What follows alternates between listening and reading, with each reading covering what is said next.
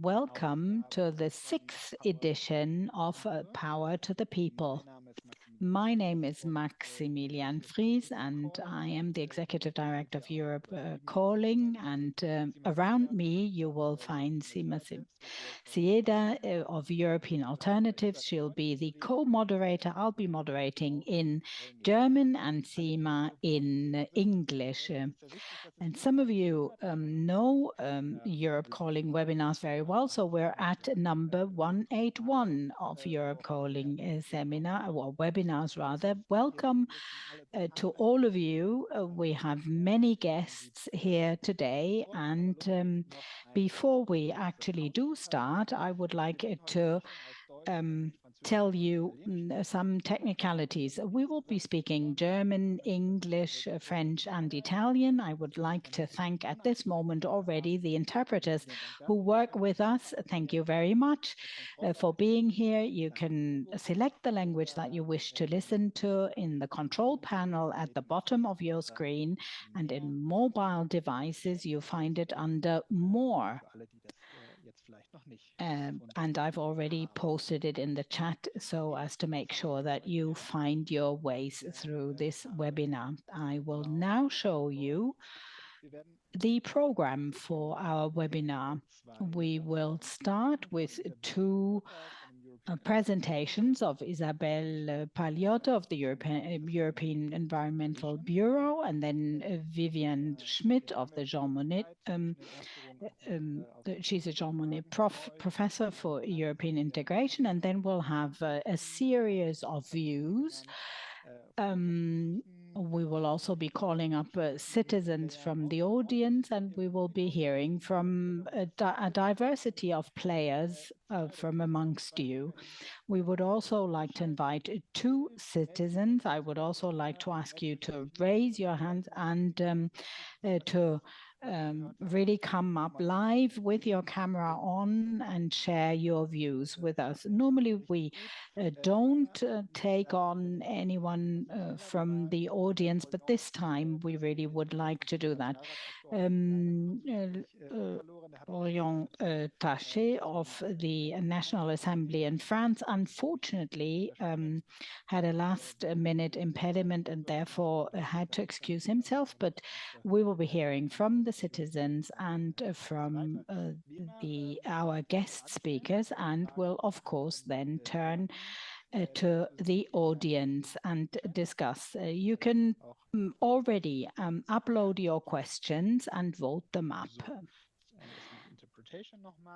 And I'll again draw your attention to the interpretation. 1,600 people registered. You can vote questions up or down with thumbs up, thumbs down, and we can then select the questions that you're most interested in and discuss them. Please don't raise the questions anonymously. Please do use a name attached to it, because it would be very unfortunate if I had to announce an anonymous user and then present your question. If you speak here, please be aware that the meeting is recorded. And that's what I had to say at the outset. And I would now like to turn to Sima for a short content or introduction into the content, and then we'll carry on. Sima, I'm very happy to see you, and you have the floor.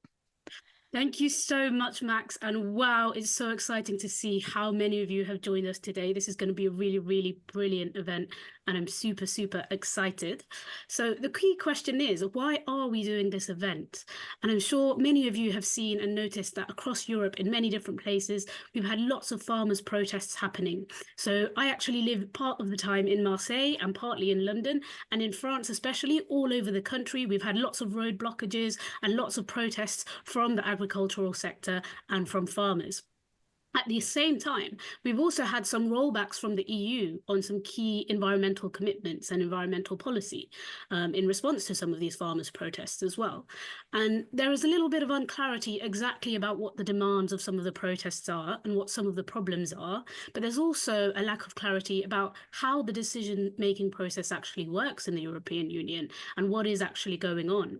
So what we've decided to do here today is bring together some of the experts and some of the key figures who do take some of the decisions within the European Union so that they can share some of their knowledge with us so that we can understand more what exactly is going on.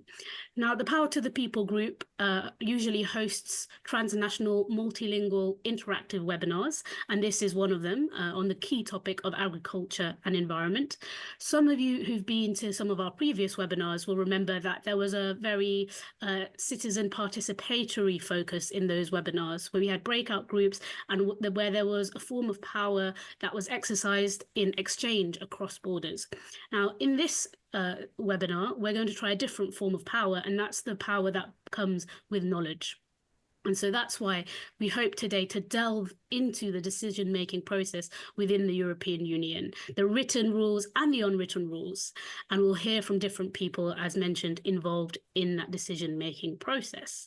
Now, before we go right into that, we're also going to have a little video introduction, and this video introduction is a little bit more artistic, a little bit more aesthetic, because we are all here behind our computer screens and we're a little bit removed from nature. So hopefully this video can help us connect back into nature a little bit more before we go into the meaty discussions.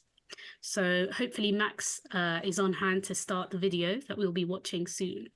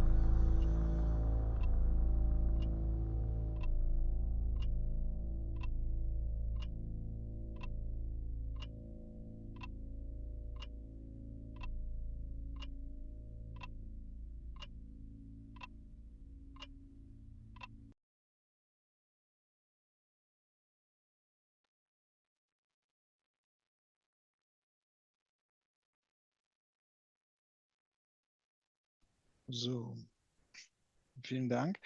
Nehmen wir uns alle mal rein. Müssen wir gar nicht diskutieren, was wir gesehen haben. Ich glaube, eine Very Erde well. haben wir da gesehen. I don't think we need to go into any debate about what we just saw, but let us try to find our way through all of these contributions. Last time Zima presented a lovely poem, and we try to really work transnationally. Normally, language can be a dividing line, but many of these impressions really connect us and make sure that we stay tuned, and that may not be so customary in our daily life.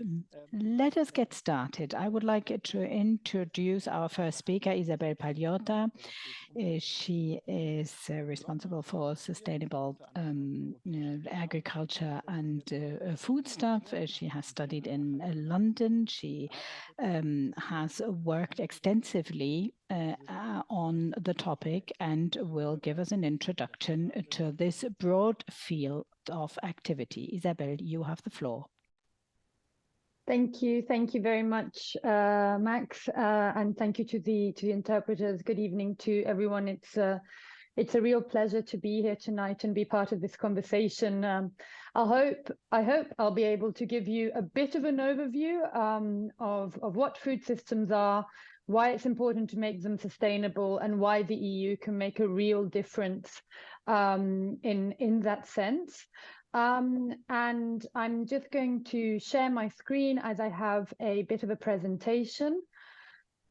And I also want to apologize to the interpreters because I changed a couple of slides a little bit, but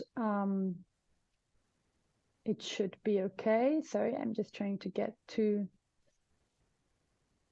my presentation mode. And here we go. Okay, you should be able to see it now. Thank you. So as Max mentioned, I work at the European Environmental Bureau. I won't go through all of the details on what that is and on who we are, but just to give a bit of an overview. So the EEB is the European's largest environmental network of civil society organizations from across over 35 countries, so beyond the EU. And this year is actually our 50th anniversary. So we've been in the game for a while, shall we say. And the work areas that we cover are not only relating to agriculture and food, but they fall under these different areas. So me and my team are under the little B, let's say. So we cover nature, but I have colleagues working within all of these different work areas, and therefore dealing with a lot of different EU policy files. But if you'd like more information on that, you can find all sorts of information in more detail on our website. But moving on, so I'll ask you first and foremost kindly to bear with me, because food systems are very complex. And one thing they are certainly not is linear. So explaining them in a linear fashion is already in itself a bit of a challenge. And I don't think you can see the detail of this image that was put together by City University London's Centre for Food Policy. But that's okay. The idea really is that I think this image speaks to how complex food systems are. But to give you an idea, those are the different spheres that food systems bring together and touch on. And food systems, as I said, are extremely complex. They bring together all of the actors and elements that interact to produce, process, distribute, and consume food, as well as the relational dynamics that link them, and the impacts of those processes, elements, and dynamics on the environment, on human and animal health, on politics, on society, and on economics. So if we were to zoom into those pictures, we'd see different actors involved in different spheres that are all affected and all contribute to making sure we have food, determining what kind of food we have, and so on. And then another useful definition before we move on a little bit is food environment. And food environment is a very useful concept for us all to be aware of, because we are all consumers. And food environments are, in extremely briefly, they are the interface between consumers and the food system. You can see this image as well as another one that I've used in this presentation that is taken from a report that goes in depth on what food environments are, and it was published within the EU Food Policy Coalition a few years back. So I do encourage you to go and have a look at that if you really want to understand who decides what we eat, pretty much. But food environments are, in tangible terms, let's say, all of those elements between us as consumers and what we end up eating, as well as how we end up eating it. And that means prices, adverts, labels, different retail contexts, such as how easy is it for us to access fresh food? How much do we pay for it? And so on and so forth. And all of us inevitably interact with all of these elements when we make decisions and on buying food and on consuming food. And all of these elements have a massive impact on that, on the food we choose to eat and how we choose to eat it. So where are we now? How do our food systems currently work? So, as I said, the food system is very complex. So I will try and give a bird's eye view of the most defining features, but please do keep in mind that the reality of the food system is much more nuanced and complex. And this is really an exercise in simplification in the best sense possible. So let's start from the beginning. Farmers are on the street, they are indeed. So in the EU context, farming and agriculture are governed by the Common Agricultural Policy, also referred to as CAP. And the CAP was the first common policy. So it's part of the very foundations of how our union works. It was developed in the late 50s and it was launched in 62 in a Europe that was still living with hunger and the fresh memory of wartime shortages and deprivations. So the main focus was really more food. How was that to be achieved? Again, the historical context is that of the economic boom, of US cultural hegemony, and as well as other elements that contributed to ensuring that the answer to how do we produce more food basically meant through the industrialization of agriculture and a heavy reliance on synthetic inputs. And by that, I mean pesticides and fertilizers. So it was really all about maximizing yields. And very early on, and I mean really early on, already 5-6 years after the CAP was launched, already the founding father of the CAP himself realized, along with many others, that the evidence was emerging that never-ending growth through artificially maximized and yields and forced extraction of nutritional value from natural systems is just not possible, as well as being very, very dangerous.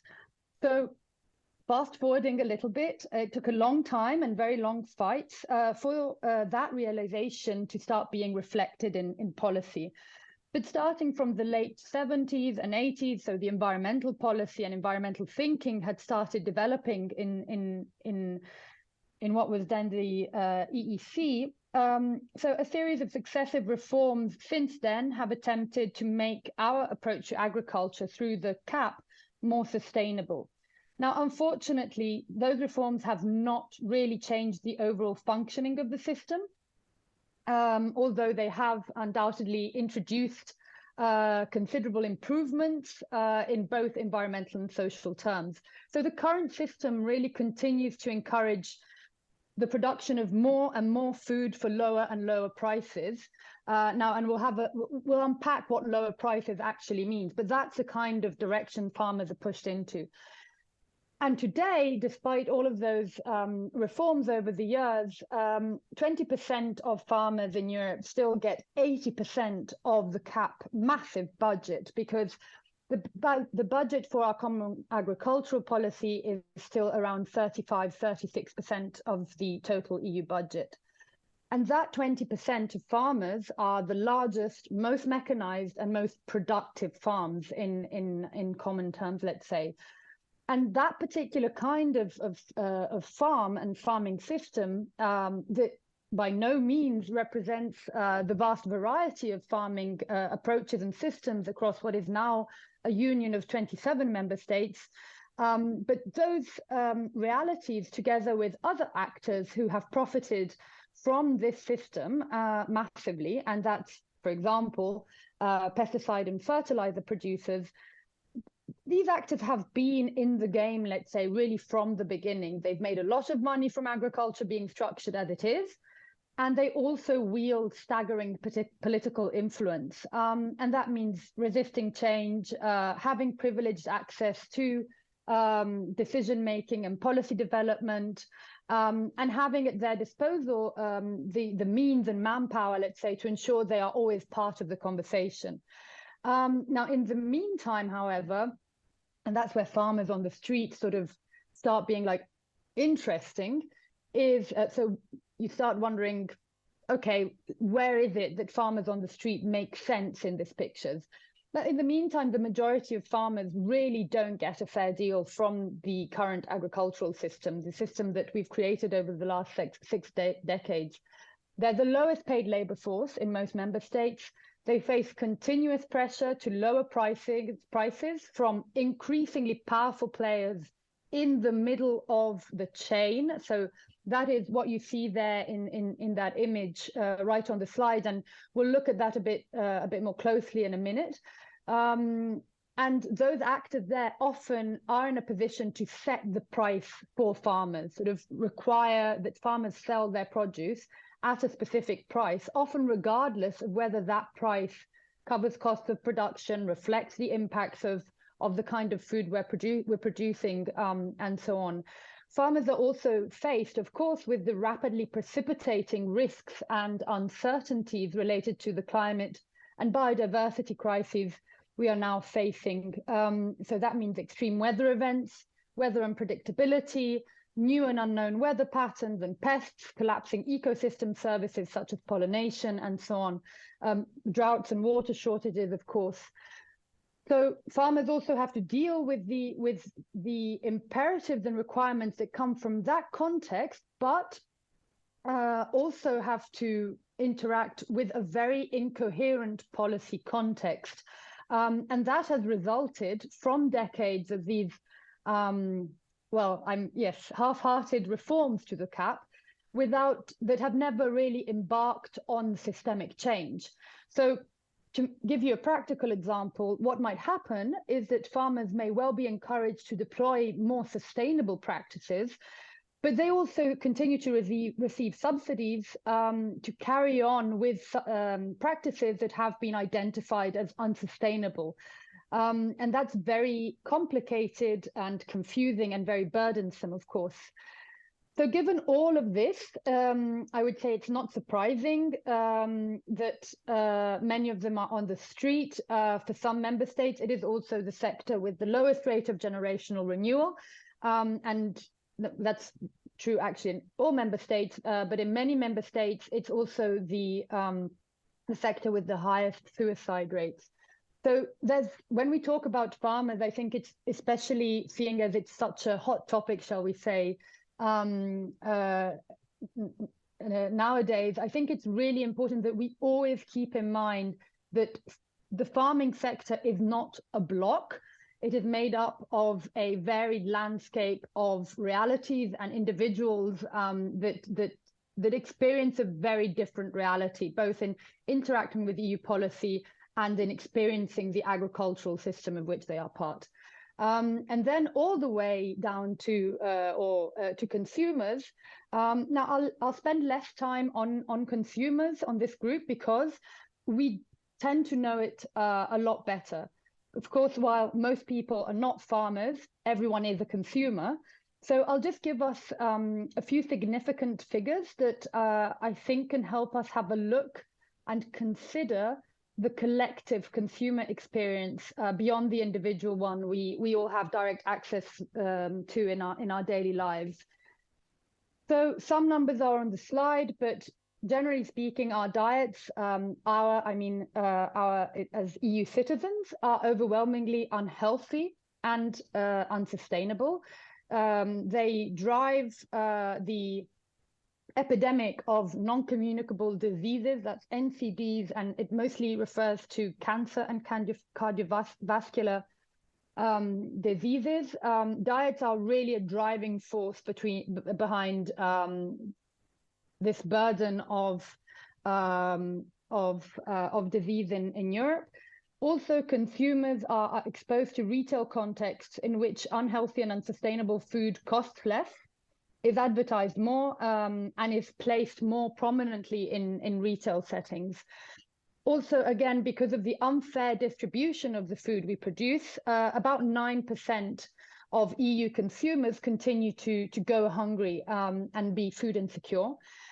And aside from a growing number, that must be said, of positive examples, public canteens across the EU still serve up meat and dairy on a daily basis, despite the fact that the livestock sector is responsible for 70% of our agricultural emissions and an overconsumption of animal protein between 40 and 60% compared to WHO dietary guidelines is the norm across Europe. And taking it back to policy, none of these aspects I just mentioned is effectively addressed by policy, if they are addressed at all. So clearly there's a space there that requires action. And then a step to the mystery man in the middle, the mystery middleman, let's say, and that's really that image that you see. I thought that would be helpful because even the name is unclear, the middle chain. Who are we talking about? And so you can see from the image that that's retail, it's food service, it's food manufacturers, it's wholesale, but it's also food advertisers. And these actors are placed between producers and consumers, effectively translating the signals and messages between the two ends of the chain. And in historical terms, over the last 3 decades, this is a sector that has been defined by an increasing concentration and verticalization of power. That means the actors involved in it have diminished in number and grown massively in size. Currently, over the last 2 years, we've seen price inflation and consumers struggling with rising food prices. At the same time, the middle chain has registered the highest profits it has ever registered. So as well as translating the messages between consumers and producers, i.e. what are consumers willing to buy, it also is a sort of black box in which somehow between farmers getting low prices and consumers paying high prices, a lot of profit is made. And from a policy perspective, this is a real black hole. It's a very overlooked part of the chain, and there is massive potential for action there. I'll move on swiftly because I am wary of time, but there are other 2 key actors I want to refer to before moving on. And that's animals and nature. Billions of animals across the EU still suffer needlessly. Actually, this commission, and I'm just about to talk about the policy side that relates to the food system, but one of the aspects under the Farm to Fork strategy was the revision of the animal welfare legislation, i.e. addressing how that needless suffering much better, because our current legislation dates back to 2004 and has been clearly recognized as outdated and unscientific by the EU Court of Auditors itself. But indeed, our food system, just as it behaves with the rest of the natural world, treats animals, I'm of course generalizing to a overarching trend, but as means of production, to be used as a sort of direct source of nutrition and little else. Whereas of course we know that animals are sentient beings with their own rights and needs. And then of course nature. In all of this food system, nature is the foundation. And going back to what I was mentioning at the beginning, nature is the one element, the one existential element that was not taken into consideration in building a extractive linear agricultural system whereby we pull out nutrition from a system that is in itself not artificial or industrial, so simply doesn't work like this.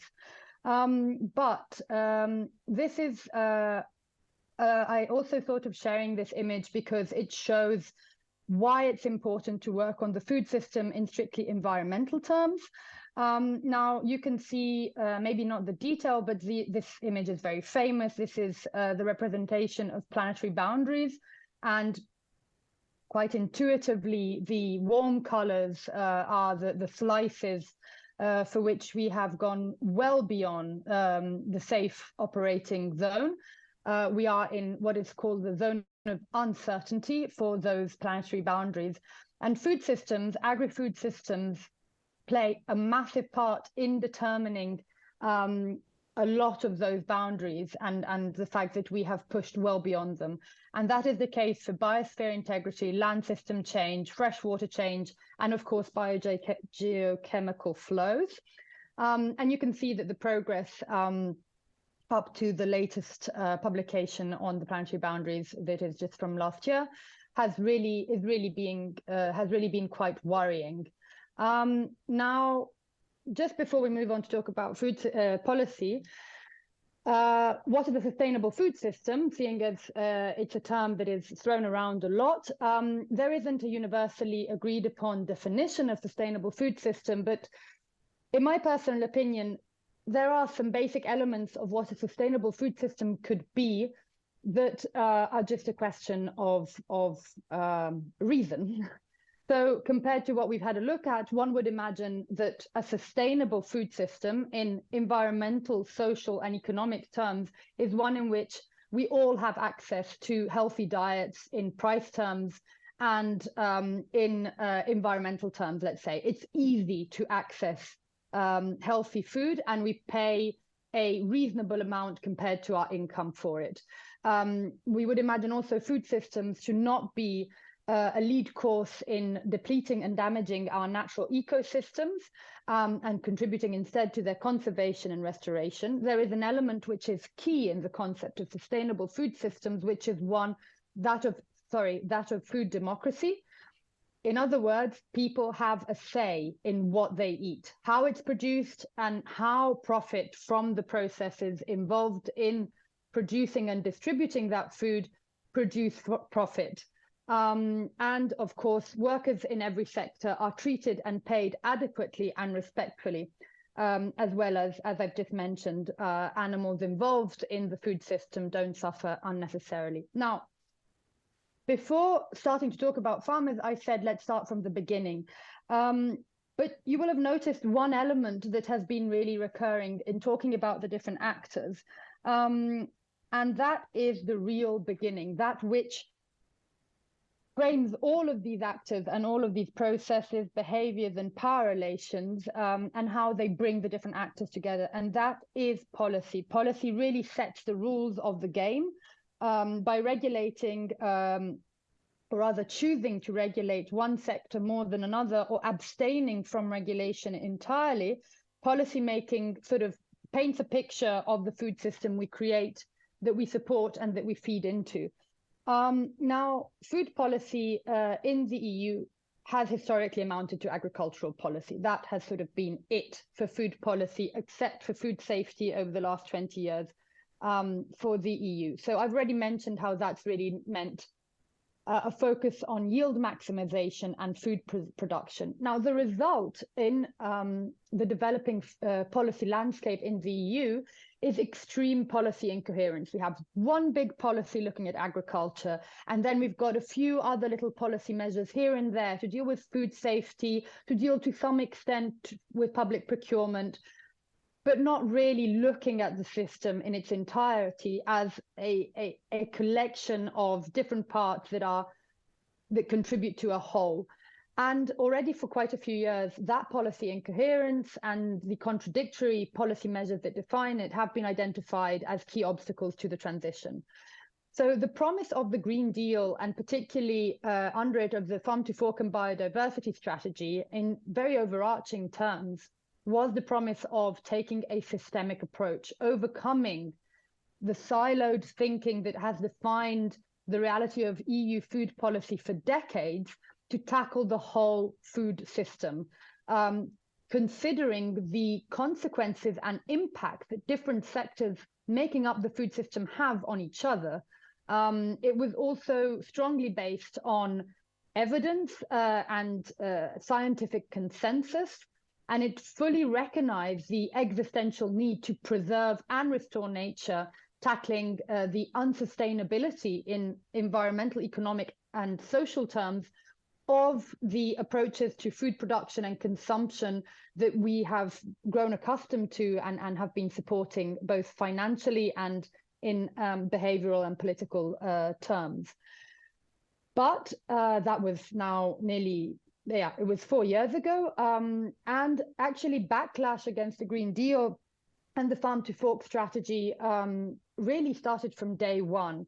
And why is that? And the reason for that, again, in quite general terms, is that systemic change, by definition, disrupts past dependency and power relations. And it's very normal for that kind of change to encounter resistance. In more operational terms, this commission effectively failed to adequately weave in the voices of all food system actors. And it was therefore too easy for vested interests, i.e. those actors that benefit and profit from the current system, to instrumentalize the many geopolitical shocks of the past few years to resist that systemic change, that greening transition ambition, shall we say. Isabel? So, yes, Isabel, I'm coming to an end. Exactly. We're coming over. Last slide, yes. please. It's the last slide, I think.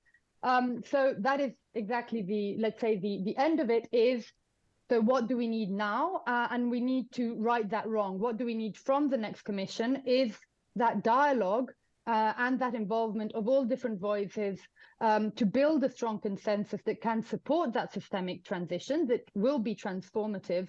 And that means citizen involvement for cross-cutting support and streamlining action for a just transition to sustainable food systems, remembering that, of course, there is no food without farmers, and there are no farmers without nature.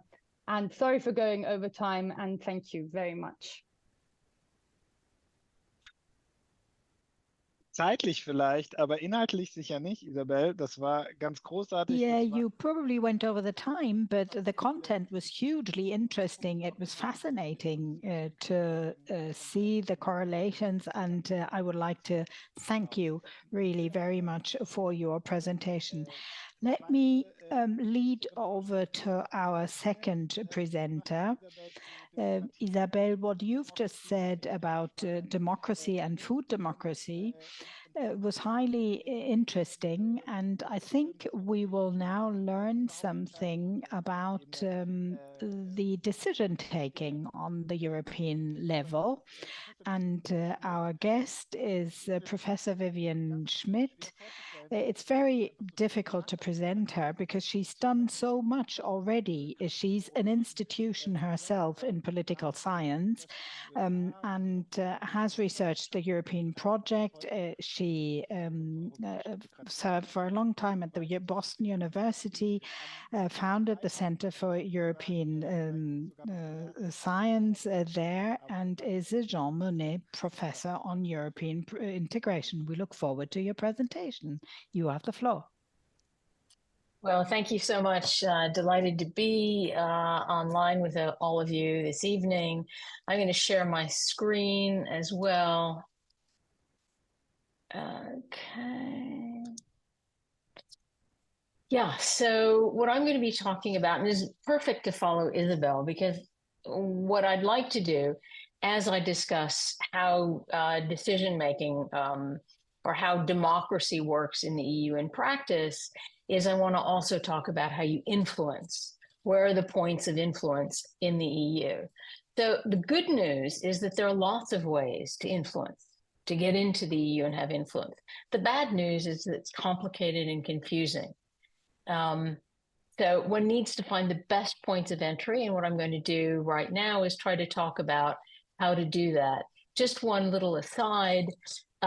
If you were in the US, everyone knows what to do. You have to go to Washington, D.C.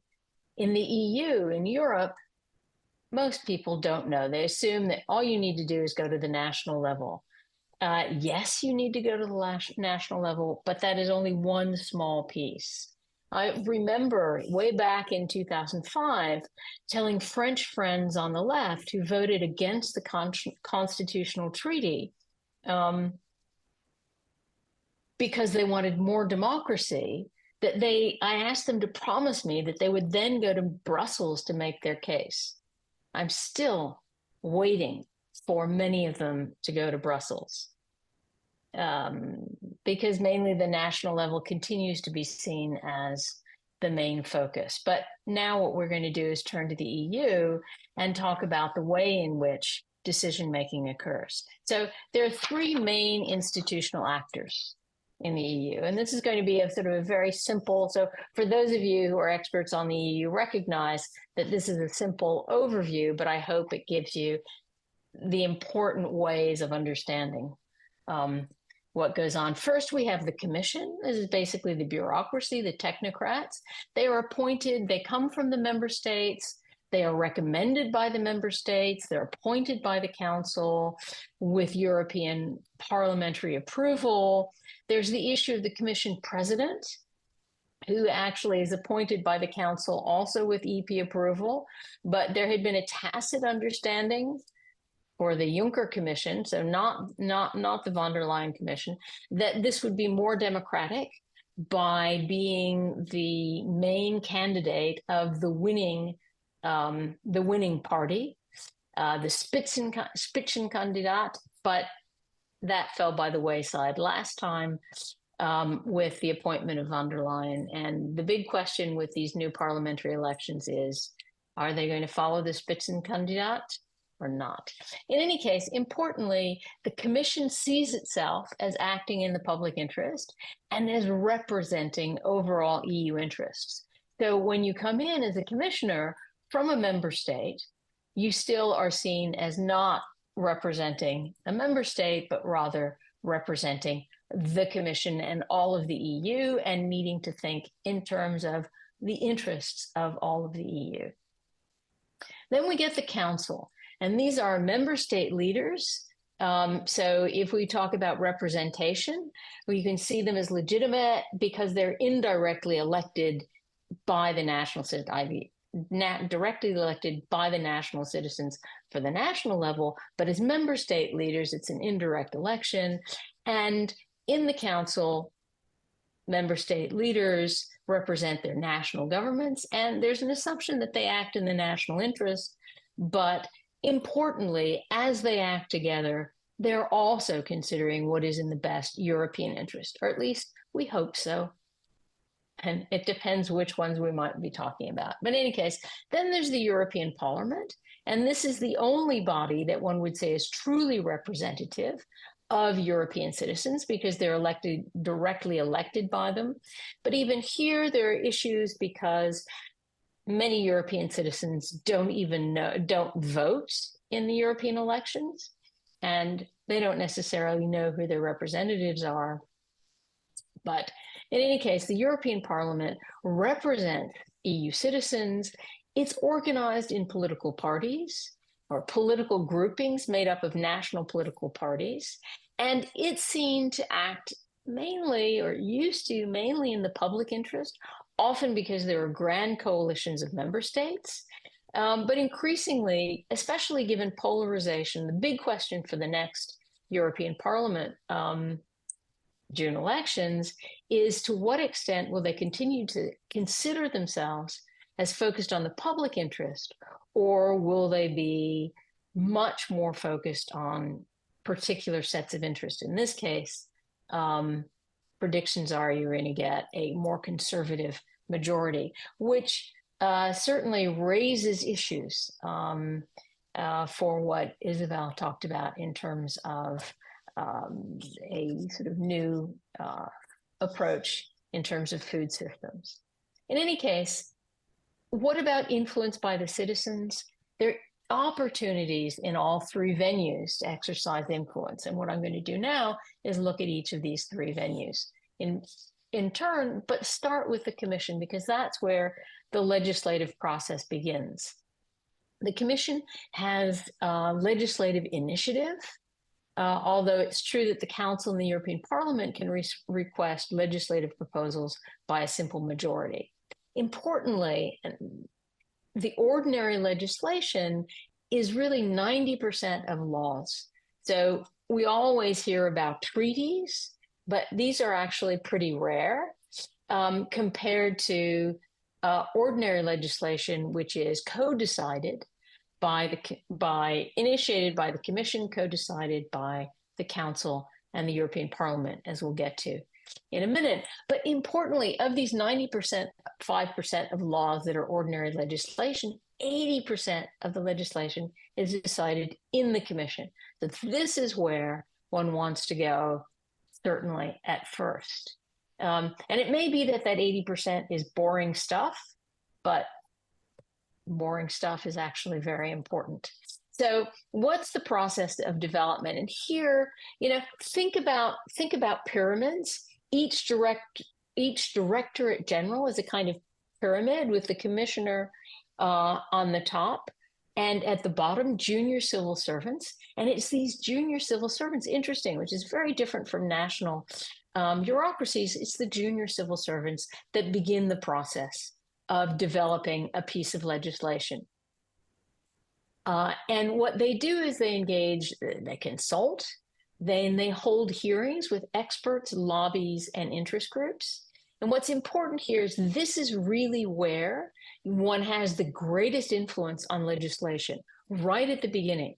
And unfortunately, or perhaps understandably, and as we heard in Isabel's presentation on food policy, industry predominates. But, and this is important, the Commission actually welcomes public interest groups and civil society. It is actually, in the past, when it didn't see civil society groups represented, it even sought to create them in the 1990s. This is how women's groups and consumer groups were actually created. It was the Commission reaching out to these groups to create transnational representative groups of civil society to actually balance things out. But of course, access and influence depends upon the organization we're talking about. Here we're talking about civil society, and it can be international. So the environmental groups tend to be actually international, like Greenpeace, World Wildlife Fund, and a range of others. And these international organizations have European level organizations and national, but generally policy and the push comes from the international to the European to the national. That's on the environment.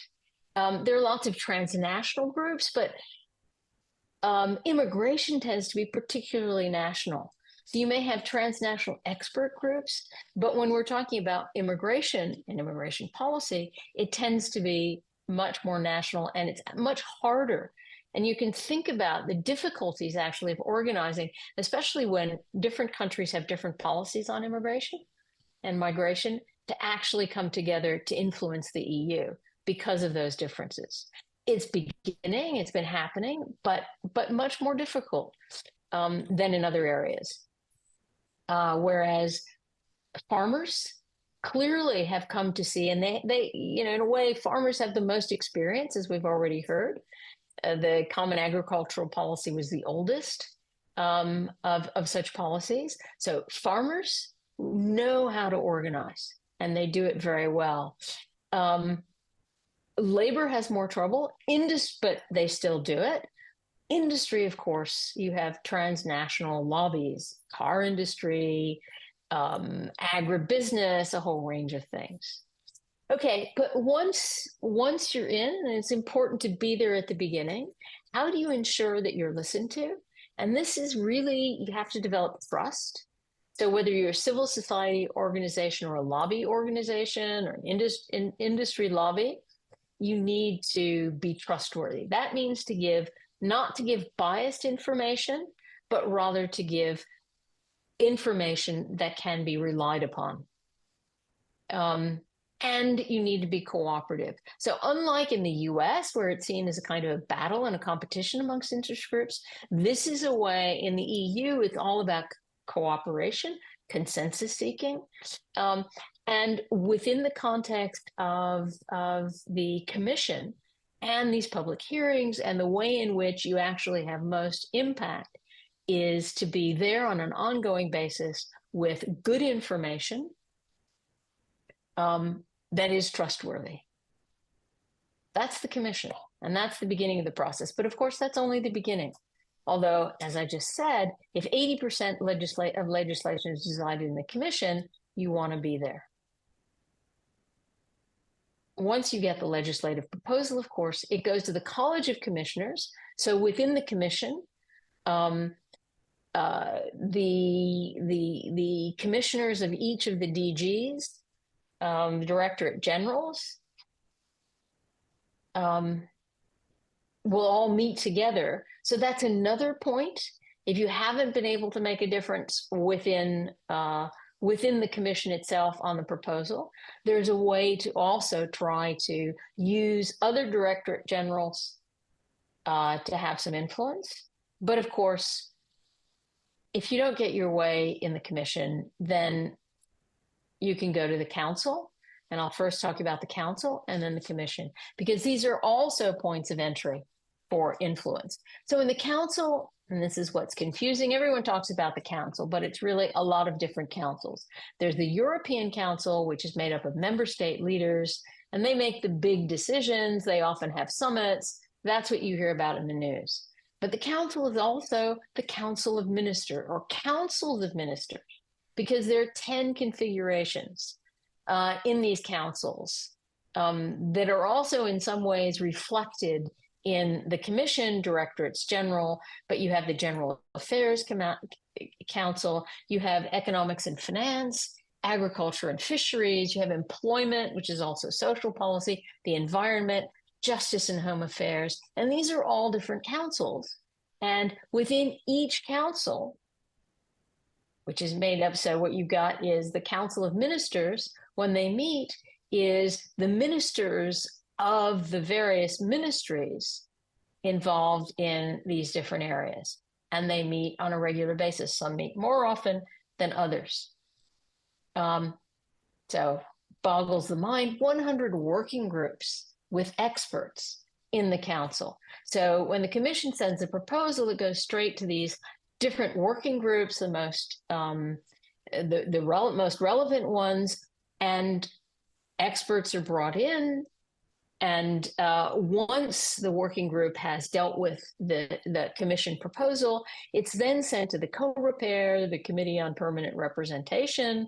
So it's member state representatives, and they're generally ambassadors to the EU. And they also they go back to the national capitals and say, do we like this? Do we not like this? And let's say they agree. They then send it to the Council of Ministers from the working group. And remember, one important thing is the council, European Council meet in secret. So you don't know. There are no transcripts. They don't take notes. The vote is by qualified majority voting for most of these in most areas. And if it agreed, it goes to trilogues, meaning Commission, Council, and European Parliament. And we're not going to go into the details, but there can be a first reading, a second reading, and if the second reading, there are amendments, then you go to a conciliation committee with, and then a third reading. So we're not going to go into that. What about the Parliament? So you can try to put pressure on the Council, but that you generally do through your national governments, go to the ministry, or go to the experts or whatever, to the working groups. Parliament. So it used to be that Parliament wasn't seen as very important, but increasingly it's become important. And you know this because lobbying activity that used to be primarily focused on the Commission has shifted to being focused on, to adding focus on the Parliament. And lobbies spent lots of money on the Parliament as much as on the on the Commission. But remember that Parliament is divided by parties. There are many different groupings: the European People's Party, the Socialists and Democrats, the European Conservative and Reforms, the Greens, etc., the Identity and Whatever Party. So you go from the centrist coalitions that generally tend to be the EPP, the Socialists and Democrats, and the Greens, plus you get a whole range of other parties on either extremes. And what happens here is legislation from the Commission, when it sends its proposal, legislation is sent to the relevant committee. And in that committee, a rapporteur is brought in from the relevant, it's the sort of the committee, the proposal is given to a political group that then decides on a rapporteur. There are shadow rapporteurs from other parties, but basically it's the rapporteur is really important. And then a chair is elected by the committee. And again, once this has gone through, once that committee makes a recommendation, it goes to the European Parliament for a vote. And then again, especially if there are differences between the Council and the Parliament, you have trilogues. And here it's the chair and the rapporteur who lead negotiations. Other parties are not represented, and there are many scholars who argue that this is a real problem, sort of a democratic deficit, a real problem with democracy, because it then becomes the sort of the main three parties that are the ones represented. And again, first reading, second reading, conciliation committee, third reading, etc. Okay, but I'm going to try to keep this short. So what happens if you've gone to the Commission, you've exerted pressure through your national government on the Council, and you've gone to the European Parliament and you still haven't gotten your way? What do? You haven't exerted the kind of pressure, influence from the inside that you wanted. Well, you exert pressure from the outside. First, protest in the streets. Think about the farmers. They've been doing this for a very long time, and they have done it since the 50s. Every time they're unhappy, they go to the streets. Releasing pigs. And now it's all tractors, but it used to be that the farm animals would be sent through the streets. Civil society has also been effective at certain moments, in particular social movements. And that's like the Bolkestein directive way back, I think it's 2005-06, that I'm not going to go into, but there was a major social movement, major protest, and the European Parliament then comes in, intervenes, and says, here's a better way of doing this. They repeal, they pull back on the proposed directive and change. And that was basically social movements and protests in the streets. And this happens and can happen on a regular basis, but social movements, unpredictable. You never know if you're actually going to get, feet on the ground, bodies in the streets or not. It's got to, and it's got to be Europe-wide. So difficult, but this is something to do. And we've actually seen on greening, Greta Thunberg and all, in terms of protests in the street, there are a whole variety of ways in which you can do that. European Citizen Initiative, collecting 1 million signatures, creating transnational networks to do this. The effect, it's essentially still a recommended. It doesn't force the Commission to take up a policy, but at least it can put it on the agenda. There have been mixed results. Citizens' assemblies, and this has been talked about, I think, in this group and others, the Democratic Odyssey, et cetera. The Conference on the Future of Europe was one kind of citizen assembly to discuss how to improve the EU. And here it works with expert testimony, citizen involvement, and possibly Kalypso, Nicolaidis can talk about that later. But that's also a way to influence from the outside, even though this could be argued as a kind of inside-outside, especially if it has official approval.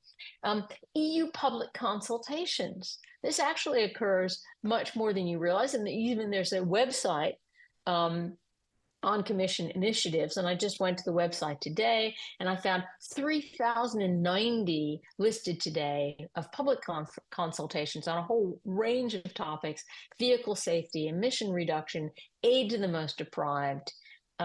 So think about that as another way of influencing. And of course, media events, which also can take us back to social movements.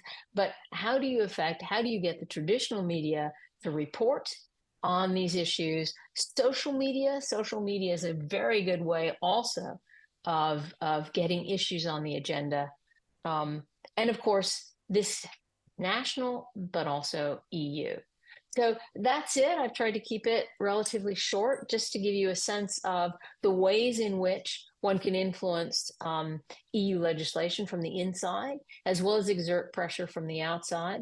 And in a way, both probably are useful. You want to get the issues, you want to get people's awareness of the issues, and often that can happen from the outside. But actually, in order to effect change, to actually get that legislation, you need to be inside. You need to go inside. And what often happens actually is you have protests and you have action from the outside, social movements, but the Commission and actually the Parliament often reaches out to bring those groups that have made the greatest impression onto the inside. And then it becomes a question of making sure you continue to be on the inside. So I'll stop there. Thanks.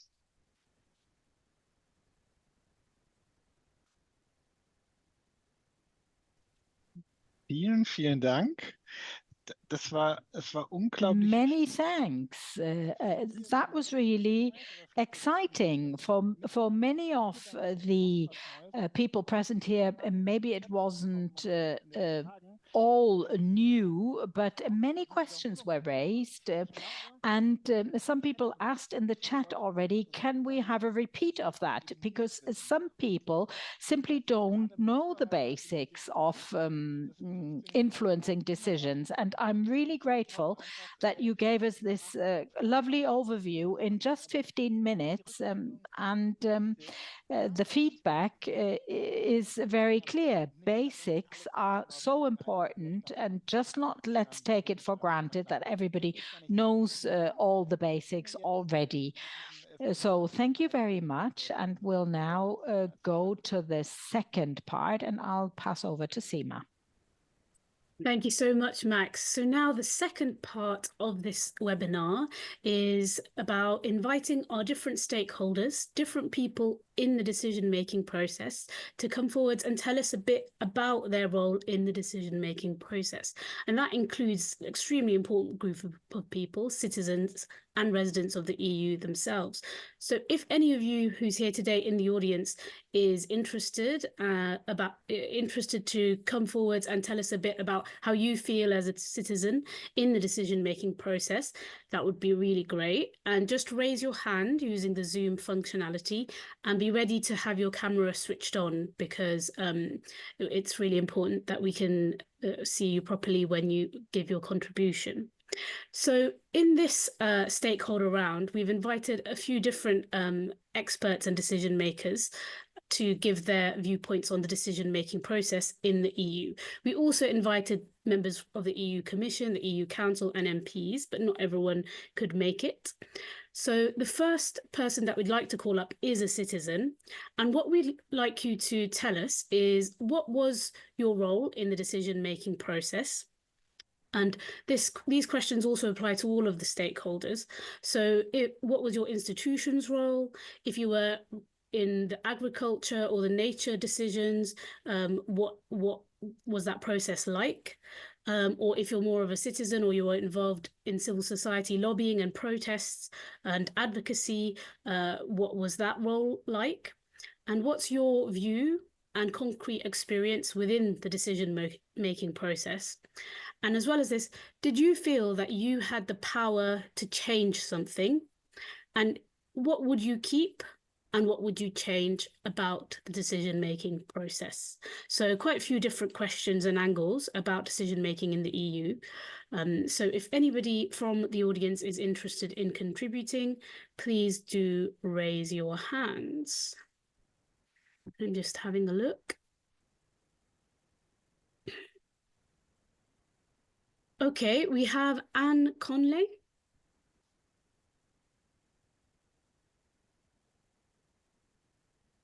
I think Max will make you a co-panelist so you can speak to the rest of the webinar. Anne Conley. Yeah, Anne declined the upgrade, so choose a different one. Nicole von Wensierski.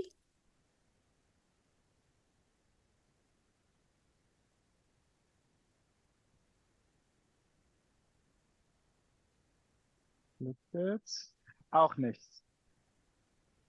Okay. So. No, unfortunately not. So in that case, we will try one more. I will try Andrea.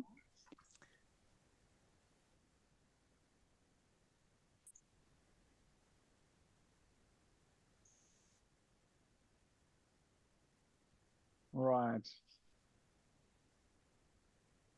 Okay. So doesn't work. So we go to, wir machen Plan B. Sima. Okay, Plan B, Sima. Perhaps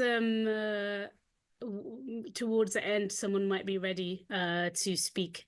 So do keep that option open if you're in the audience and you want to speak.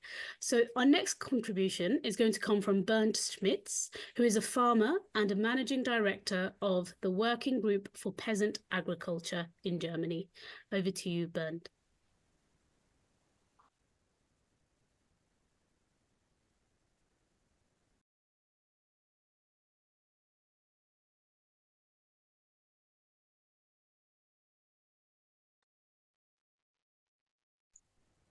Ja, vielen Dank für die Einladung. Thank you very much. Thank you very much for having me. Heutigen Abend teilzunehmen. Great to be here tonight. And just to explain in a few words, our ABL, our working group for peasant farming, is part of La Via Campesina, a global association. We're the German faction. And what we do is we advocate for the small and the medium-sized agricultural enterprises so that they're actually heard in politics. Because as we heard before, we had two fantastic keynotes.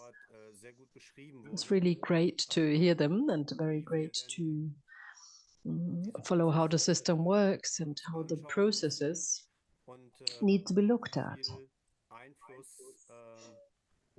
And it was fascinating to hear where influence can be exerted or an input can be given.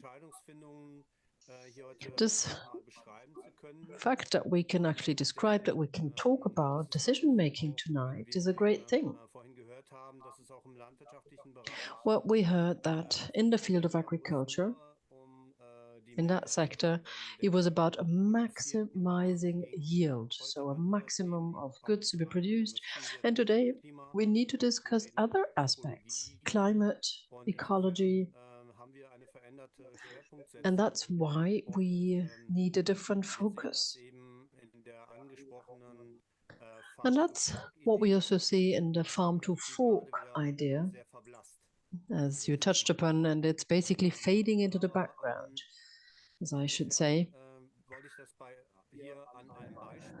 But let me give you an example. With this example, I should like to illustrate things. With the new CAP, the Common Agricultural Policy, there are new options. In the background, you can see a green field. We have our animals grazing there. And this is something that we as an association of peasant farmers fight for. We need such a regulation for pasture grazing. The numbers are declining, but it is so important for biodiversity to have animals in the fields, and also for the climate, for the carbon capture on grassland, but also for animals. It's your optimum bovine farming, if they can feed on grassland. So if we insist on an environmentally friendly regulation, that there is more pasture feeding, this should have very good benefits. But of course, it's cheaper to have the animals in the animal house, in the stable. But it's not good for the animals. We want more pastures. We want more grassland feeding, grazing. We turned to the federal level, to Berlin, with our demand, and just to see the relevant ministry, the competent ministry, what can be done to this end. So if we manage to bring about a decision, and that there will be an option that our federal level will put its weight behind that demand.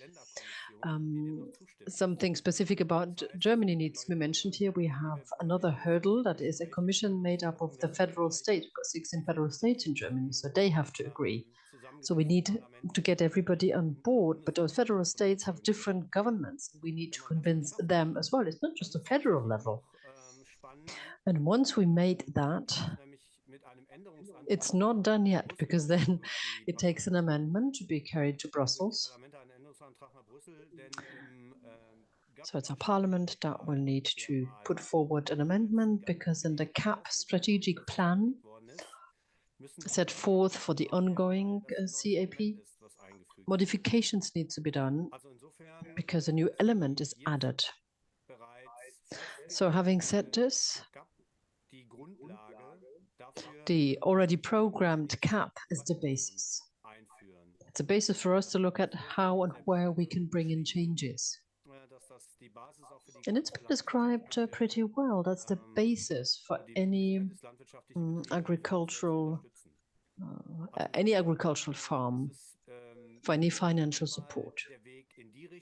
So we have this way to go. It's a very long way. It's pretty stony, and it's hard to succeed. And as we were just told, as you touched upon, the protests by farmers, that many farms are in very dire straits. They're in a difficult situation. And we also must call on them to bring about changes. So to reduce bureaucracy, to reduce red tape, that doesn't mean to cut down on environmental standards, but this is what the Commission does. To my mind, the interpretation by the Commission of how to reduce red tape is that it takes hasty decisions under the pressure of protests. So the Commission solution is to question the environmental protection standards. To give you an example, landscape elements are to be kept, or areas that are to be set aside for nature conservation. This no longer falls under the requirements. So after the last CAP programming period, what flew into a new system called greening, is now crumbling under the pressure of protests.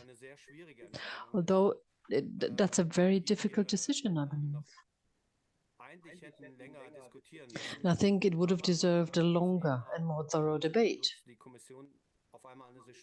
But here, as I said, the Commission took this very hasty decision.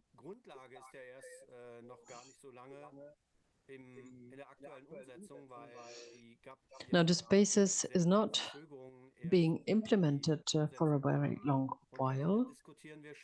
It had only started, and we're now looking into the new approaches for CAP27. So now the Commission provides workshops. The Commission invites the various stakeholder associations, the Copa Cogeca, the Association of Farmers Unions will be present, and Via Campesina will be heard, I should like to say. But it's important not to leave the objectives out of sight. Fair prices, they need to be kept somewhere, because it is with fair prices only that we will manage to bring about the ecological and climate objectives. And we should achieve them with as little red tape as possible. And this is what farmers went to the streets to. It's not that they want ecological or green regulations done away with, but they want to reduce the administrative burden they need to handle. And finally, let me say that the small farms are hardly taken account of in the most recent measures and most recent policies. From the Commission side, there were proposals of including social factors like labor costs or labor research, but as we just heard from the EU Council, this was prevented. Amongst other groups, it was the Eastern German federal states, but Copa Cogeca as a whole, they put up a hurdle. Well, it's really suspicious that Copa Cogeca, during those summits on agriculture and food, they always get the best talks with decision makers. But in a nutshell, coming back to what Vivien just described, there are always options, and together with Via Campesina, we will join the demonstration in Brussels. I'll be traveling to Brussels, and we'll make sure that the demand mentioned today will find its way into practice. Thank you very much. Thank you so much, Bernd, and sorry to stop you there. There's so much more that has to be said. I'm sure that we have quite a few other stakeholders as well who will be speaking today. And on that question of fairness, next up is Marta Messa, who is Secretary General for the organization Slow Food, a global movement acting together to ensure good, clean, and fair food for all. Over to you, Marta. Thank you so much, and thank you so much for the invitation. Yes, so as Slow Food, we've been playing our part in trying to influence the decision-making processes.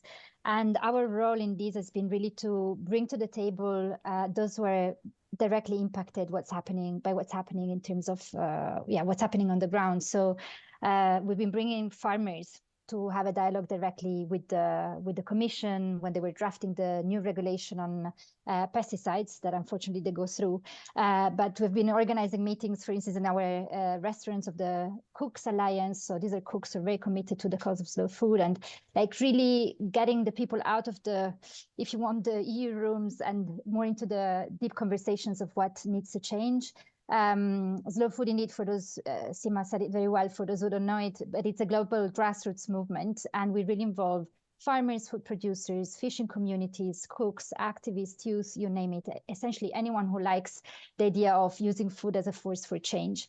So again, what we've been doing in terms of influencing the decision-making process, besides creating moments to really bring all the players around the same table, has been to mobilize citizens. Of course, this is organized by people who have the power, and this is exactly the message. Mobilizing citizens is about creating that pressure that decision makers then feel, because they do respond to that. And in order to do so, we've been working, of course, closely with, in collaboration, in synergy with other civil society organizations like EEB and Isabel, and other organizations, for instance, united in the Food Policy Coalition or in the Good Food, Good Farming Coalition, which is about, again, mobilizing citizens. And really all of this is to create the pressure and to have a constructive dialogue at the same time. As Slow Food, we always like to denounce what needs to be denounced, but always be open to have a dialogue to go towards constructive change. In terms of our view and concrete experience in the process, it can be frustrating for all those of you who've been following indeed what's been happening with the Green Deal and the Farm to Fork. It is hard to work very hard and also do some very successful things, like we mobilize citizens also in the European Citizens Initiative on two European Citizens Initiatives, one on pesticides and one on animal welfare. And by the way, European Citizens Initiatives are official tools for citizens to propose EU regulation. So we were like, okay, let's do that to mobilize. And then you see that change is not happening. Even though we have the data on our side, Isabel showed the planetary boundaries, slide images. Even though the data is there, we still didn't manage to make the progress in terms of policy. But we also have a lot of hope because, again, the lucky thing of working for Slow Food and being in the Slow Food movement is that we work with activists on the ground who are very passionate and they do amazing things on the ground to really change the food systems in very immediate ways at the local level. Did we have the power to do something? Yes, with some caveats. Meaning it's a very crowded environment. We heard about all the big players being in the game. Media is playing a huge role, and the way they've been depicting farmers against the environment has been extremely detrimental and false. And yes, it is a tough environment to be in, but we need to be there, we need to be together, and we need to be loud. And what would we keep? The drive, the passion of all these people who have been really like working hard to influence policies. What we would change is certainly the space for democratic debates. It's too small, it's not representative enough. And we would also definitely change the media mechanism. The way media works, almost, you pay, you get published. It's not what media is about. This is not journalism, and it's really skewing also the public opinion. So an encouragement just for all of you is do not give up. There is much we can do. As citizens, we have the agency. We vote with our fork every single day, every time we choose our food. And I'm just gonna, I don't know if you see what I put in the chat, but I'm just gonna share here 2 links. One is about a concrete invitation to organize something around the European elections coming up in June. We're organizing together with Good Food, Good Farming. Thank you so much. And yeah, let's keep going together. Thank you so much, Marta. Definitely going to keep my eye on that campaign that you've posted in the chat. Our next speaker is Ingeborg Nistroy from the Research Institute for Sustainability in Potsdam. Ingeborg is also a project coordinator of the Real Deal project on citizen participation for the European Green Deal. Over to you, Ingeborg. Thank you, Sima. Sima? Can you hear me? Sima? Does it work? Ingeborg, I'm very sorry. Entschuldigung. Ich muss leider reingehen, weil Kalypso I have to intervene because Kalypso needs to leave us very, very shortly. And unfortunately, we have to give the floor first. But I think it's better that way, so we are flexible. No problem. Well, thank you, Max. But I hate to take the floor from Ingeborg, and we work very beautifully together. Let me just take a couple of minutes to maybe pause this moment as to what we've heard. You know, we are all here because something started really in Germany, and it started with domestic politics. You know, there was really an very great anger because of a sense in Germany that the burden of adjustment, because some billion of euros couldn't be spent, you know, the burden was not fairly distributed. And a lot of this story is about that our societies have to adjust with all the challenges that Isabel and Marta and Bernd spoke about, and that not everyone is asked to adjust in the same way.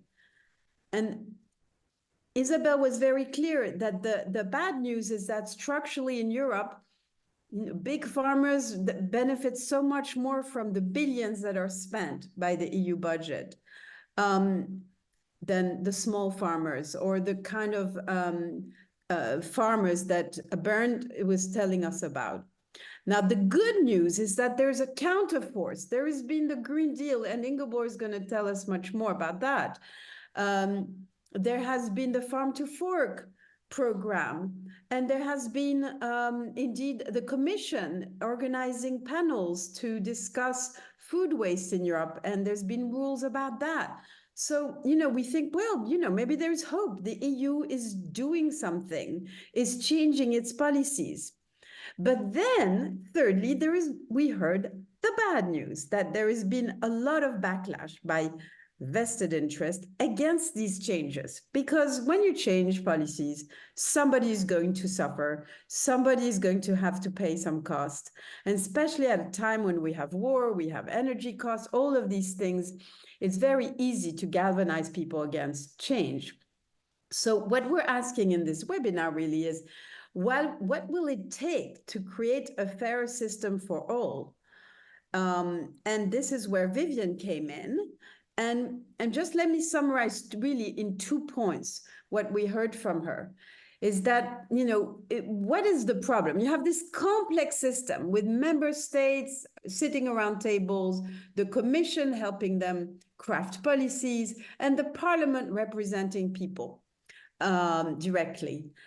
The problem is twofold. One is that, and why is it so hard to change?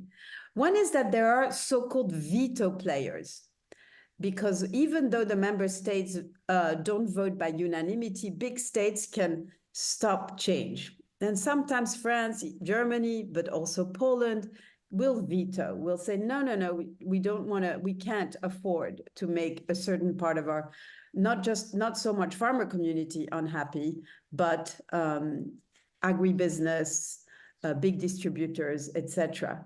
That's the member state, but also in the European Parliament. And Isabel spoke about that. Yeah, there are many in the Parliament, and there might be more after these elections who also veto. No, we don't want change for all the reasons we know. Why? Why are there veto players? That's the second problem, is that they're captured by special interests. So they have the power of veto, and they veto on behalf of certain interests. Middlemen, retail food distributors, all of these. So we have this double problem. So and let me finish on that. Then what do we do in the face of this? So we have this really complex, cumbersome inside access, which Vivien talked about. But you've got to be in the game, really, to do that well. And of course, different parties, different groups do that. And you can take part in political parties, in the trade unions, in organized groups that actually know how to access these institutions. But the hope is, with Power to the People and with our great, project, the Democratic Odyssey, that indeed, as Marta just said, the EU will create spaces for more democratic debate, not just because, it's nice to talk together, but it's because if we create spaces where civil societies can debate, the hard choices can become more transparent, more visible. And this is why we call for a permanent citizen assembly in Europe. And many of you on this webinar have heard us discuss this before. That is the idea that citizens who are chosen randomly but represent society will debate for months on end certain questions very visibly in the public sphere. And because it will be a permanent assembly, we won't wait for such politician, such commissioner to want to call on them. They will have to call on them. It will be part of our political landscape. And this is where the whole question of farming and nature comes in, because there's such difficult trade-offs. And Bernd already was discussing them. Isabel was discussing them. You ask farmers to cultivate less for nature's sake, but what happens with their revenues? Well, it depends if they're big or small. So you have all sorts of cleavages. They're not easy conversation. You can't always be polite about them. but it's better if they're made in the open with citizens. And this is what I think we should try to investigate together. I'll leave it at that, Max, so that we can have enough time for discussion. Thanks so much, Kalypso, and sorry for that order confusion. We now can go on to Ingeborg. No problem with that, indeed, Kalypso and we are in a very same boat called Odyssey, more or less. I find it very difficult after such a richness of contributions and coverage to come in here. I'm not a stakeholder here. I'm currently not involved in decision-making processes, although I have a long background to it. I think I continue to have an advocacy for sustainability and the holistic perspective, which comes across in such issues like food system. And that I think I would already formulate as a message, but maybe I get first tell you a bit more which hat I am. So I'm leading this super interesting research project, which is very special because it is composed of civil society organizations, 50-50 and 50-50 or 50-50 researchers and civil society organizations. And there we have really the big European umbrella associations of environment, climate, social issues, youth and local democracy, so including EEB, for example. And that is rooted in another even bigger umbrella, which was and is called SDG Watch Europe. So here you see the button, you see that's my advocacy thing still on. So that is a big global program. Many of you will know it for moving in the right direction with this set of wonderful 17 goals. So, and then the project, in this project, which is called Real Deal, so that's a better Green Deal, European Green Deal. It stands for Reshaping Citizen Deliberation for the European Green Deal. And we bring actually the sustainability community, environment and beyond, environment and social and others, together with the democracy community. So everybody is in principle inspired by moving into this direction. And that comes nicely together because it has always been at the heart of the sustainable development movement, the governance issues. So how do you get to better policies? That is here around in this session here as well. And there is, so I'm now moving a bit more this drilling into this who and how, and this is this multi-actor perspective. And that is the other thing. So Vivien had it from this outside, and this remained a bit undifferentiated and inside. So when you look at the outside and inside together, that is then kind of whole of government, as we say. So within the government, you have to get to more coherence, and then the whole of society. That has always been clear. Governments cannot bring this about alone. So there has been this notion of participation and engagement always in the sustainability movement. And this has then normally been around organized civil society. So that is how the civil society comes across, is organized and or grassroots, very small initiatives. And this is now rightly so, and widened actually to the direct citizen involvement with the classical format of citizen assemblies, which we have seen and continue to see. And this is what we are also doing in the project. So that's a big story of this multi-stakeholder, and how is that then differentiated in this movement from the bottom, engaging, and how to bring people to the table who are normally not at the table. That was also just said by Kalypso. Yeah, it is the inside access. You need to be part of the game. So how do you get people to the game, and how do you link? That's a special issue for our project. How do you link this formats of direct citizen involvement in citizen assemblies, in deliberate democracy formats, with regular organized civil society like NGOs and grassroots movements. And there is a lot of music lies in there along the lines of inside access, how to become part of the game, how do you open in to people who are not part of the game. And and there's also, in terms of how do you involve in a fair way, really open-minded to all spectrum of opinions, and how you get to consensus there, while others have the advocacy hat, which is this is quite a bit of tension, and where we are dealing with it.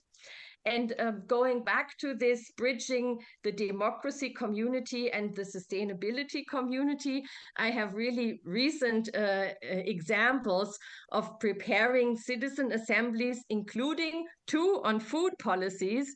And I really saw, so these are both organized by, let's say, democracy people who have a focus on how do you prepare and run such citizen assemblies.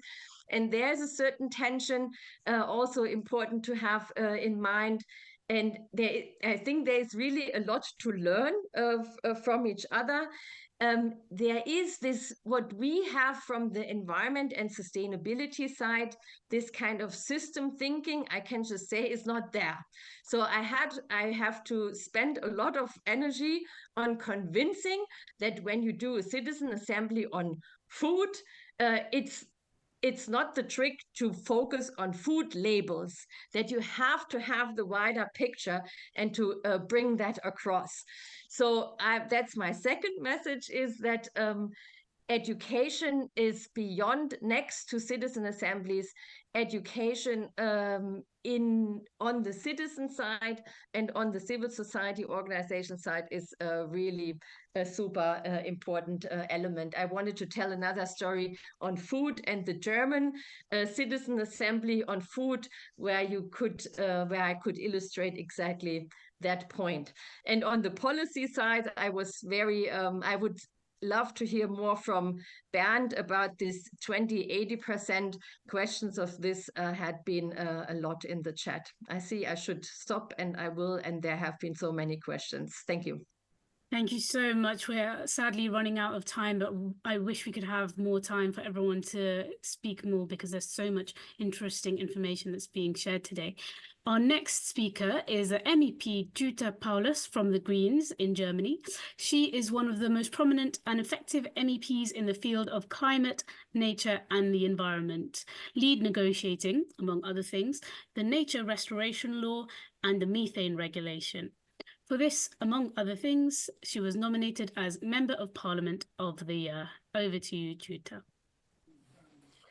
Thank you very much for the invitation and also for the kind introduction. Ich werde auf Deutsch fortfahren. I'll continue in German. Thank you very much for those kind words of introduction. I'll switch to German, so please turn on translation. Genau, ja, mein Name ist Jutta Paulus. Right, Jutta Paulus. Nature restoration law. There will be a final vote, and I was a co-negotiator and also rapporteur for the methane regulation and co-negotiator. Let me just explain a little more clearly who plays what role, in what way you can take influence, but in what way you depend on getting support when you're in that role. Now, with the methane regulation, I think it becomes very clear. It's a very technical law. It's about detection limits and repair limits, etc., and the various devices used for measuring. So I have some background knowledge by now, but you just really need to be able to rely on sound input. Now, being a rapporteur in that position, I think I've had, the means to add some flesh to the bone of that regulation. Now, it's all well known that methane is 80 times worse in terms of damaging the climate than CO2, and so we need to do something. Just giving an example of the methane regulation. Unfortunately, industry will only cut down emissions and use corresponding filters if we force them to do so, although it's a well-known fact. So we've had a number of associations working together in that sense, to that end. So the petrol and natural gas industry, from Identity and the AFD and others, Olega Nord, they intervened. So the political right. So yes, these groups, these factions exert great influence, and they go to great length to interfere to protect their industry. Looking at the reporting of the Spiegel, a news magazine, I think they have two and a half reporters or experts in Brussels, and they need to cover all aspects, all political areas, and this is next to impossible. And this means that there's unfortunately some fake news, that there are mistakes in their news reporting. And a problem I actually didn't reckon with, and it quite shocked me, is that slides like Isabel showed at the beginning, like the planetary boundaries, this should be available to a broad public. But if you come up with slides like that, people tend to not believe you. I'm convinced that some think they know better and they have reasonable doubt, but others they just don't believe it. They just refuse to believe that, be it because of their political preferences or priorities, or perhaps they have their own morals and ethics. So basically, there's nothing wrong. If somebody goes to great lengths to achieve something, this is okay. But if we work based on different scientific facts, we're not getting anywhere. And this is a major problem when it comes to biodiversity, when it comes to climate research. Let me put it this way, there are no longer that many doubts. I think it's become clear and everybody understood what happens when species die out. So when I speak or when I negotiate, I simply explain that most of our ecosystems are not protected, in a very bad state, and then the law on the restoration of nature, I just explained that 20% of the landscape, be it soil or lakes, for example, are not to be stopped using, but they are taken out of agricultural production to have it restored, to restore biodiversity. So if you just mow a pasture 4 times a year, not more often, then that will provide for more diversity, and it can still be used. But this law has been under pressure right from the start, from the agricultural lobby, and I think there's been so much fake news and the wrong messages were repeated to a point that people actually believed it. So because of the union, this and that measure was scrapped. That's what it didn't say, but it's just repetition of untruths. People will end up believing them at some point, and this is a real issue. I think this is a problem. This is something our democracy suffers from. also linked to the media. And, you know, there are certain narratives that are spread partly from groups that have a lot of funds. You know, they have a lot of means to influence things financially. Speaking from a German perspective, I got the impression that the law on the renovation of buildings, the Heating Act, so-called Heating Act, has basically been clashed against the wall. And the main actors is basically a large fund with large shares of fossil fuels in their portfolio. So there's no proof really, but it's possible. So this is something we need to look at more closely. What needs to be made more transparent when we look at the influence exerted by lobby groups is to make sure that the officials at the German Farmers Association, but also the European Copa-Cogeca Association, they at the same time might be CEOs or might be in the supervisory board of companies in the food industry, for example. So they might well be in the Farmers Association or in Copa-Cogeca, the European Farmers Association. This can't go together. So they don't actually represent farmers in a good way, having their stake in other companies. And this is why I believe we need a lot more transparency in this process, in this system, who's interlinked with whom. This plays a major role in what we hear from these actors, these players. Thank you so much, Jutta. That was really, really interesting intervention and very important points that you've raised. And they link very much to the questions that our audience have also asked. So what I'm going to do now is just share some of the questions that we've had from the audience, and then we'll move back to our different speakers to give you all a chance to respond to some of the questions. So the first question is from Maike, who says, why is the European Farmers Organization, Copa-Cogeca, the only interest group allowed to have a say in the Council of Agriculture Ministers, even though Copa-Cogeca mainly represents large landowners and agricultural groups? The failed subsidy policy is mainly due to this. Also on this topic is a question from Roger, who says, what can be done to reduce and counterbalance the farmer lobby in Brussels? Most farmers, at least in Germany, realize a decent income, quite often above average. Nevertheless, they complain all the time and fight for reduction of necessary environmental regulation. That's one perspective from the audience. The second question is from Christian. It's on the food chain, and Christian says, supermarket chains are drivers for low prices paid to farmers. At the same time, many households do their shopping at these chains and want to benefit from low food prices.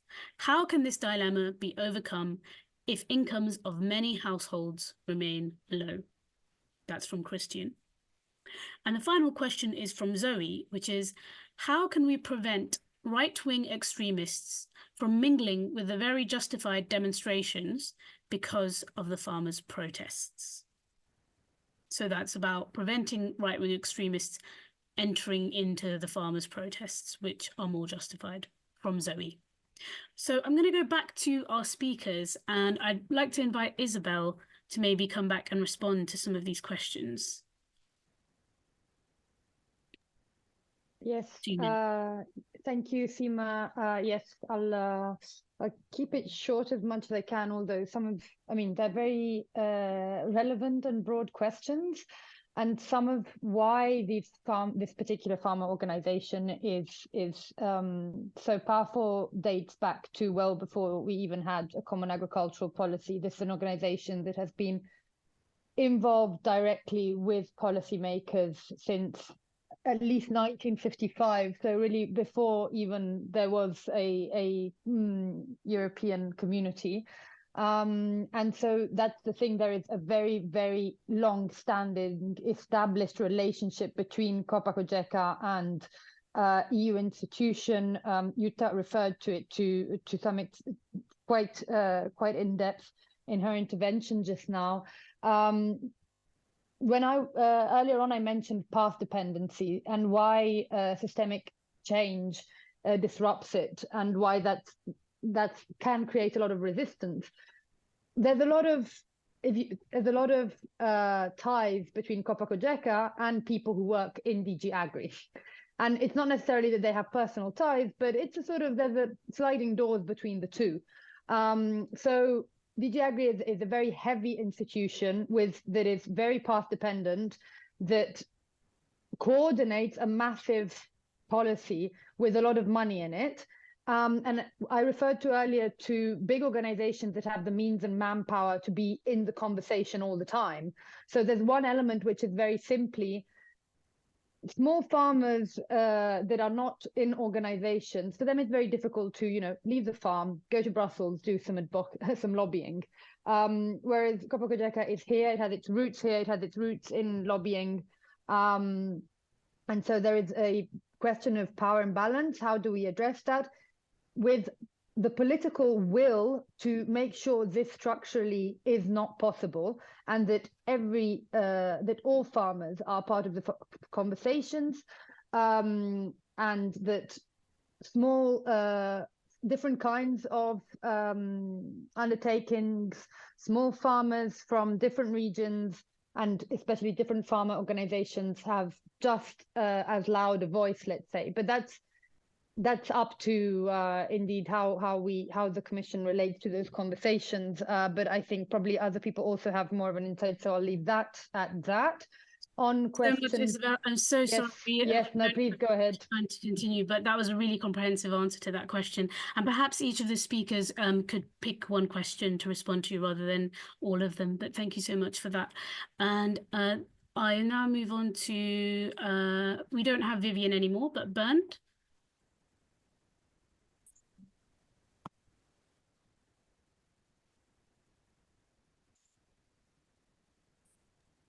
So, ich glaube, wichtige Anmerkung. Yes, thank you.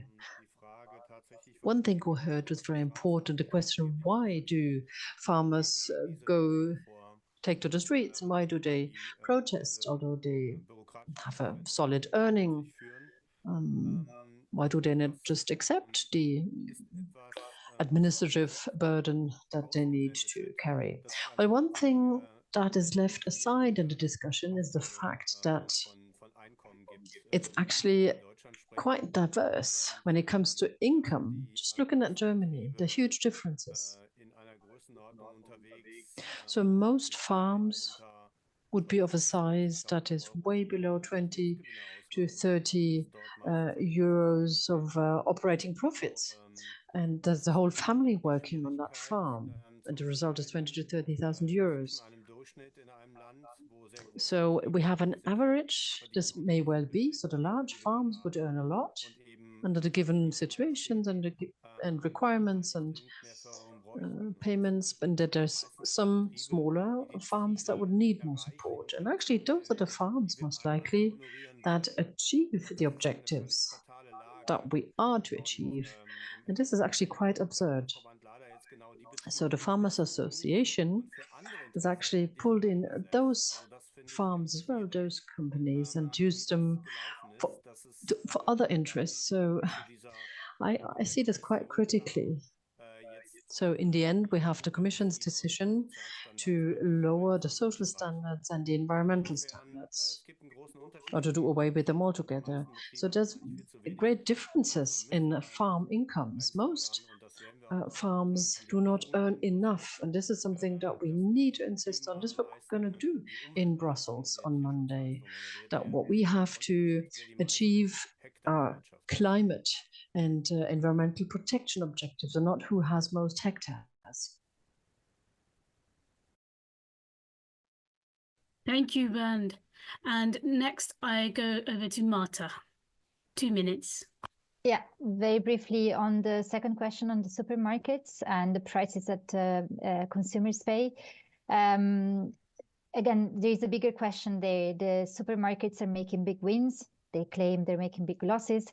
But long story short, the farmers are not getting the biggest cut out of what we pay when we do groceries. The problem is, again, the whole subsidy systems as well, because at the moment we are paying a higher price for products that are produced in a sustainable way. See, for instance, organic products. And it doesn't make any sense. We should be able all to afford very high quality products. So quality is really about nourishing ourselves, respecting the planet, respecting the animals, respecting people. So it's a problem again of the policies being a bit upside down in terms of where the money has been going. It's been going into quantity, into payments per hectare, and Isabel has explained very well what that has led to. So there is certainly, like in the work that we've been doing together on food environment, there are concrete recommendations on making sure that farmers are paid correctly and consumers pay a fair price. A lot of that has to do with shortening the supply chain and creating much closer connections, which then has a whole lot of ripple down effects also in terms of raising awareness towards farmers and towards consumers of what food is about.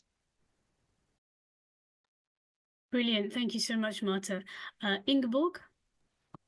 Yes, I also wanted to take the supermarket question, which is closer to what I'm currently dealing with, which is the citizens. So indeed, I also wanted to say what Marta said with the subsidy system, that why does 80% of the money go to 20% of the farmers and not to those Bernd is representing? We have to break this lobby power. And again, I know we have tried it for many times in the GAP reforms, but we have to do this again. And maybe this will work better with from the bottom, and we definitely need more transparency, as Jutta said, exactly about these linkages and the whole system. And at the same time, people, that was the dilemma raised in this question, they go and buy this food, and this is because it is in the supermarket chains, but it is also because they buy the wrong stuff. I mean, they buy the unhealthy stuff, they buy the processed food. So a healthy diet is possible right now, even if you go to organic products. On my grocery bill, veggies is the cheapest stuff, even if I buy. Anyway, let's not go into that. So that is affordable, has become more affordable, has to become more affordable. And for that, we need more education, awareness raising about the individual health and the planetary health, which may be a very nice concept for this food area, and even the link to rural development, what Bernd also said, including the meadows behind him. And citizen assemblies is a really good tool, but we have to go a bit beyond. This alone doesn't do the trick. Now I come with my German citizen assembly on food. They just were blind on the eye. They did not put on their agenda the consumption issue. They did not talk about food consumption just because they excluded it. So we have to be there also a bit smarter to get people in themselves confronting with that. So education, transparency with more citizen participation, indeed. Thank you so much, Ingeborg. And now over to Jutta. Yeah, thank you very much. I'm giving everyone extra hours or extra minutes at least. I'm very sorry. And so I will be brief and try to delve a bit into that right-wing extremist issue. I think one thing that was, let's say, disappointing for me is that I had expected more, let's say, resistance by the farming community against those who are trying to hijack these protests. I would have wished that more farmers, I know it's, well, I'm not saying everyone blah, blah, blah, but let's say I would have hoped that a much larger amount of farmers would have told those that came with gallows, or with really extremist speech to tell them, go away. This is not what we're here for. And I was very disappointed that the group of those who said, oh, okay, I don't care, the more the merrier, that group, in my opinion, was far too large. So I think the self-responsibility of the protesters has to become much, much better. I hope that it will become better after some research came out about a very, I will not delve into the second run, so to speak, but I think what we also need to keep in mind, those people were educated mostly in the 70s or 80s, when environment was like, oh, let's talk about something else. So their mindset was built at a time where no one was really surprised that the Rhine was running a different color every day, or that lead would be coming out of the car's exhaust pipes. And so this kind of attitude was forming for their education. And even though now we have greening and eco schemes, which could be much better, but never mind, there is still this, well, nature is abundant and always there, and we are not even able to destroy it because nature is so strong. And that is something that we really have to work on to make it clear, no, nature is becoming fragile through the way we're treating her. And that we have to find a way to work together in order to preserve the long-term stability, the long-term ability to produce food. I'll stop here. Sorry, I've talked too long. Thank you so much, Jutta. And on that note, it is past 9 o'clock, so we are due to finish, but we had so many rich and diverse contributions today that were all so important. And we've learned so much, not least that the farming community itself is extremely diverse, and that we need to find a way that we don't pitch the interests of consumers and farmers against each other and against the environment, and find a solution that does work for everyone. And that one of the key elements there is these high supermarket profits and that middle part of the supply chain that we have to think about as well as more democratic ways to reform, from citizens' assemblies to citizens' initiatives to protests and changing the lobbying system. So thank you so much for all of these diverse contributions. This won't be the last Power to the People event on this question of agriculture and environment. We'll definitely have another one in the future. Thank you so much to everybody who's attended today. A huge thank you to our interpreters who've been working really, really hard to make this a multilingual webinar, and a huge thank you to everyone who's been involved in the background putting this together. Thank you so much. Lovely to see you all, and hope to see you again soon.